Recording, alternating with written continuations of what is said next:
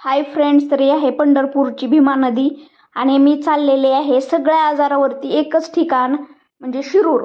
आणि आता आम्ही आले आहेत कवठ्या महाकाळला आणि मी माझ्या आजारावरती इकडं उपाय हुडकण्यासाठी चाललेले आहे. म्हणजे तिथं सगळे आजार गायब होतात असे म्हणतात.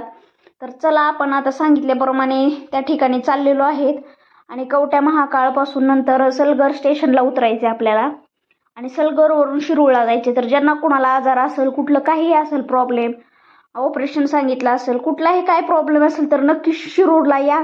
एकदा इथं दाखवा महाराजाकडे. कोंडीबा महाराज म्हणून या ठिकाणी आहेत आणि कोंडीबा महाराजकडे प्रत्येक आजारावरती उपाय आहे म्हणतात. तर चला आपल्या पण आता ऑपरेशन सांगितलेलं आहे डॉक्टरांनी.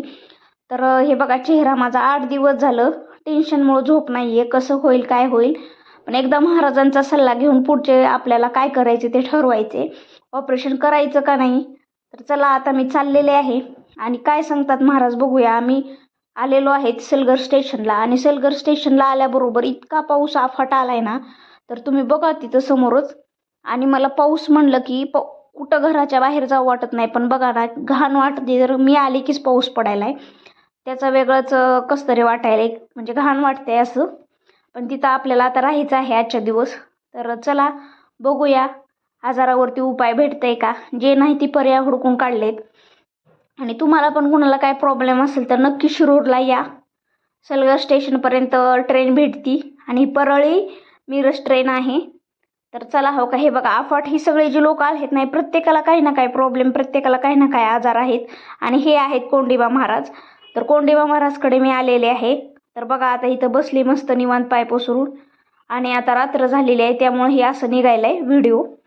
तर व्हिडिओ कसा वाटला नक्की सांगा. आणि ज्या कोणाला प्रॉब्लेम असेल त्यांनी नक्की शिरूरला आहे. पूर्ण ॲड्रेस पाहिजे असेल तर नक्की सांगा, मी कमेंट बॉक्समध्ये टाकेल किंवा सांगेल तुम्हाला. तर डॉक्टरकडे पैसे घालवण्यापेक्षा एक वेळी इथं येऊन भेट द्या असं मला तरी वाटतं. कारण माझ्याकडून तर खूप चुका झालेल्या आहेत. कारण त्यामुळंच आज मला एक झालं की दुसरं झालं की तिसरं ऑपरेशन करायची वेळ आली.